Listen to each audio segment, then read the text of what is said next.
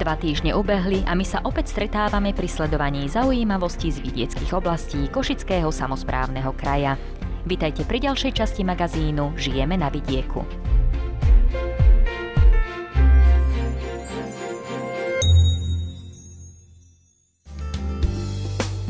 V reportážach, ktoré sme pre vás pripravili do tohto vydania relácie Žijeme na vidieku, uvidíte: na cestách po Košickom kraji sme navštívili aj sympatickú obec Beniakovce. Tu sa z programu rozvoja vidieka súbežne podarilo zrealizovať až 2 projekty naraz. Keď čulý stavebný ruch v roku 2010 definitívne utíchol, jej obyvatelia si začali s radosťou užívať nové chodníky a spevnené plochy, ako i vynovený obecný úrad. Dôstojným je už aj obecný dom smútku, ktorý dlhé roky sužovala deravá strecha. S nízkym obecným rozpočtom sa dá aj napriek nepriaznivej dobe bojovať rôznymi spôsobmi. V Slanskom Novom Meste sa rozhodli ísť cestou zníženia energetickej náročnosti obecných budov, ako i zvýšením záujmu o služby, ktoré prispievajú do obecnej kasy.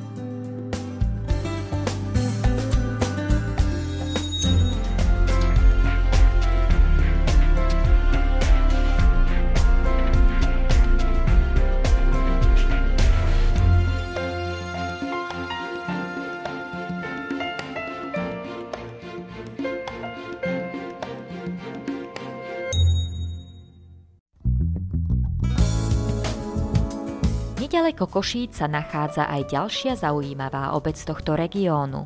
Beniakovce zaujmú už na prvý pohľad svojou členitosťou a mnohými zákrutami, no zároveň prekrásnymi výhľadmi na okolitú prírodu.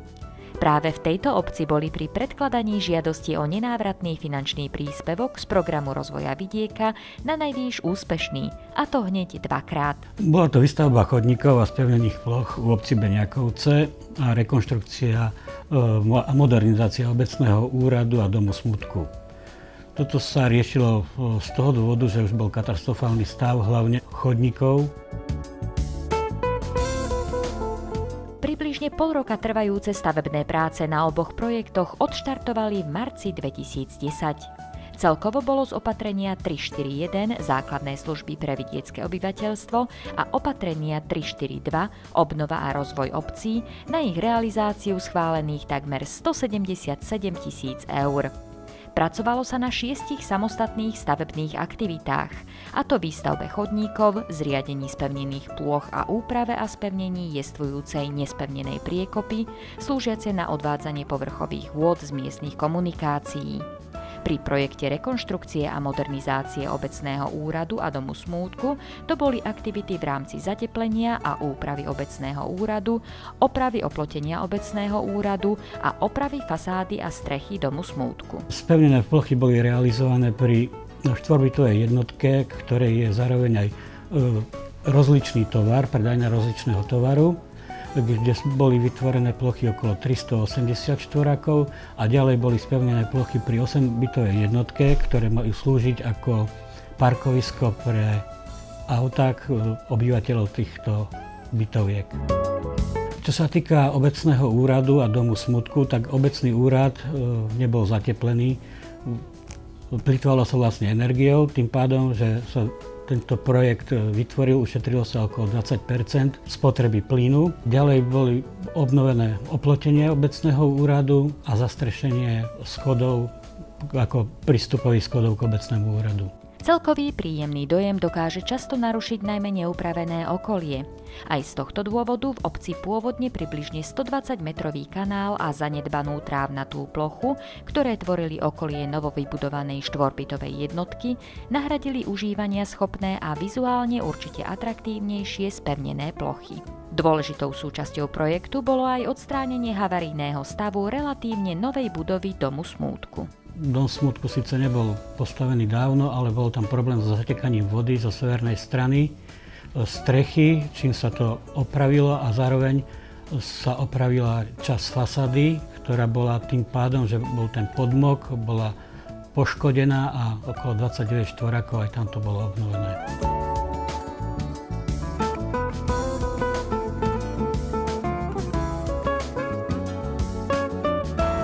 V pomerne krátkom čase sa v Beniakovciach podarilo zvýšiť kvalitu bývania a bezpečnosť samotných obyvateľov, zlepšiť úroveň poskytovaných služieb obecného úradu a v neposlednom rade prinavrátiť dôstojnosť rozlúčkam rodiny so zosnulými v miestnom dome smútku. Pri počte necelých 570 obyvateľov by však bez pomoci Európskeho poľnohospodárskeho fondu pre rozvoj vidieka prostriedky na tieto aktivity v obecnom rozpočte hľadali márne.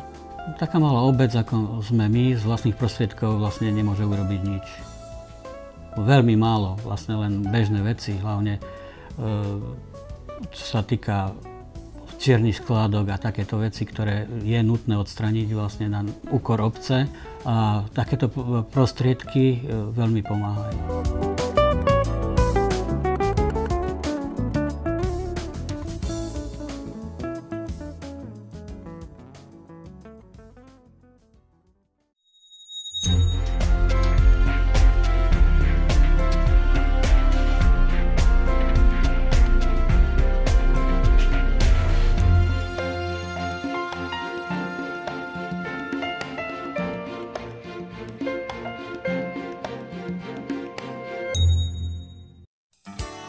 Obec Slanské Nové Mesto, ktorá svojim katastrálnym územím spadá do územia Košického samosprávneho kraja, leží približne 20 km južne od metropoly Východu.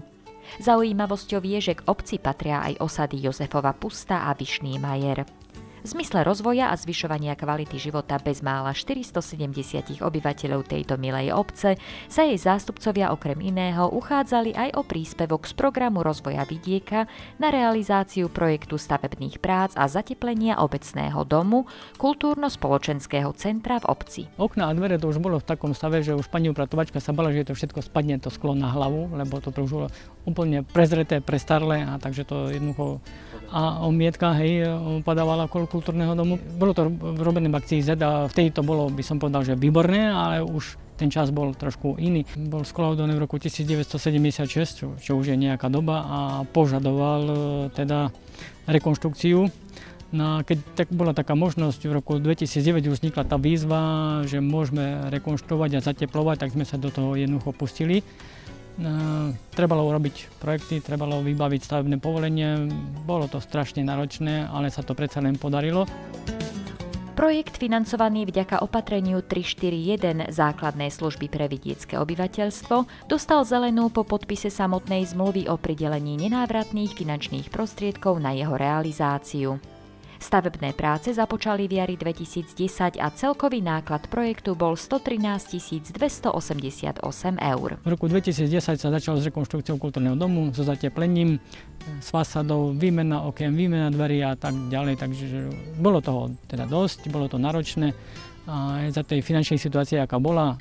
A zase by sme potrebovali zrekonštruovať sociálne zariadenia, ktoré boli takisto v zlom stave, takže aj toto sa podarilo. A si myslím, že aj tá vnútorná časť, strop kultúrneho domu, keď sa na to pozrieme, jak sú svietidlá, jak je zateplený, a tak má to svoje výhody a aj by som povedal, že reprezentáciu našej obce.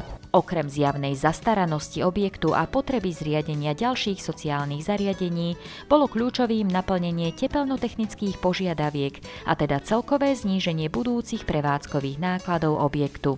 Realizáciou tepelnej izolácie, zateplením obvodového plášťa a čiastočnou výmenou okien sa v konečnom dôsledku docielilo až 35% zníženie finančných nákladov na prevádzku tohto kultúrno-spoločenského centra obce. Po tej rekonštrukcii teraz je taký prínos, že už sa nerobia len svadby, ale aj 50-ky, 60-ky, 40-ky, takže každý sa snaží oslavovať už v našom kultúrnom dome, keď už je vynovený, aj hlavne tá zasadačka, časť kuchyne a proste tie priestory, ktoré sú, tak už si myslím, že naši občania to využívajú a aj si to ocenia, že je to dobré. Dneska, keď tu stojím pred kultúrnym domom, tak vidíme, v akom stave to je a že aj občania sú spokojní. Obyvatelia, ako aj samotní zástupcovia obce si realizáciu projektu na najvýš pochvaľujú a sú radi, že sa zámer projektu, zlepšenie technického stavu objektu, skultúrnenie prostredia a zlepšenie jeho prevádzkových podmienok podarilo do bodky naplniť.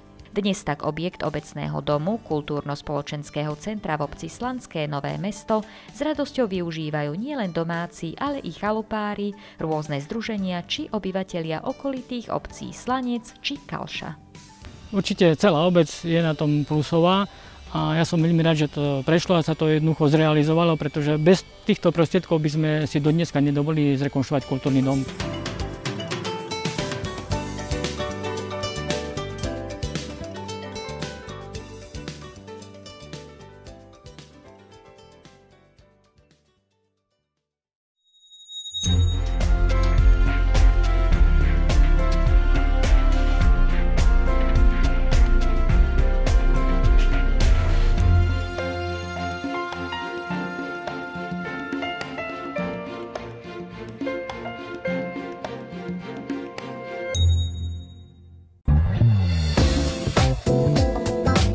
Pôdohospodárska platobná agentúra oznamuje, že vzhľadom na nové formuláre výkazu o príjmoch a výdavkoch od roku 2013 pre jednoduché účtovníctvo pripája algoritmus výpočtu hrubej pridanej hodnoty, ktorý treba použiť vo formulári žiadosti o nenávratný finančný príspevok v časti monitoring, ako aj vo formulári monitorovacích správ pre vybrané opatrenia. Pôdohospodárska platobná agentúra oznamuje príjemcom podpory z Programu rozvoja vidieka Slovenskej republiky 2007 až 2013 aktualizáciu výzvy na predkladanie žiadostí o nenávratný finančný príspevok z Programu rozvoja vidieka Slovenskej republiky 2007 až 2013 pre opatrenie 1.2 pridávanie hodnoty do poľnohospodárskych produktov a produktov lesného hospodárstva, časť pridávanie hodnoty do poľnohospodárskych produktov. Doplnený text v časti upozornenie na strane 10 znie: v prípade, ak žiadateľ v čase podania žiadosti nemá s dodávateľom stavebných prác, tovarov a služieb uzatvorený zmluvný vzťah, doklady týkajúce sa uzatvorenia zmluvy s dodávateľom predloží na základe výzvy PPA.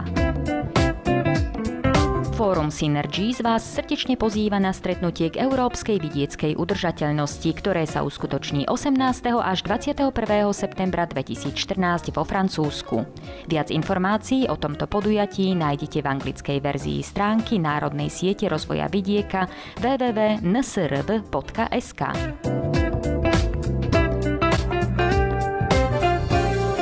Pôdohospodárska platobná agentúra dôrazne upozorňuje konečných prijímateľov nenávratného finančného príspevku z Programu rozvoja vidieka Slovenskej republiky 2007 až 2013, aby predkladali žiadosti o platbu kompletné podľa aktuálneho zoznamu povinných príloh k žiadostiam na jednotlivé opatrenia uverejneného na webovom sídle PPA. Pri opatreniach vyžadujúcich zriadenie záložného práva, aby predkladali žiadosti o platbu vrátanie dokladov preukazujúcich zriadenie záložného práva v prospech PPA, to znamená list vlastníctva, prípadne výpis z notárskeho centrálneho registra záložných práv s vyznačeným záložným právom. Zároveň Pôdohospodárska platobná agentúra upozorňuje konečných prijímateľov na povinnosť vopred písomne informovať PPA v lehotách uvedených v zmluve o poskytnutí nenávratného finančného príspevku, ďalej len zmluva o NFP, o akýchkoľvek zmenách v projekte, ktoré majú vplyv na prílohu číslo 1, rozpis oprávnených výdavkov k zmluve o nenávratnom finančnom príspevku, zmenu dodávateľa, tovarov, stavebných prác a služieb a o všetkých skutočnostiach, ktoré vyplývajú zo zmluvy o nenávratnom finančnom príspevku. V prípade, že táto žiadosť nebude predložená na Pôdohospodársku platobnú agentúru kompletná, PPA vystaví pozastavenie žiadosti, kde uvedie presnú lehotu na doplnenie chýbajúcich dokladov, respektíve povinných príloh žiadosti. Ak koneční prijímatelia do uvedenej lehoty od doručenia pozastavenia žiadosti nedoložia požadované doklady na agentúru, tak v neodôvodnených prípadoch Pôdohospodárska platobná agentúra žiadosť zamietne a nebude niesť zodpovednosť za prípadné finančné straty. Konečným prijímateľom, ktorým už bolo doručené pozastavenie žiadosti o platbu s bližšie nešpecifikovanou lehotou na doplnenie chýbajúcich dokladov, respektíve povinných príloh k žiadosti a nedoplnili požadované chýbajúce doklady na Pôdohospodársku platobnú agentúru, bude im táto lehota upresnená a bude pre nich záväzná.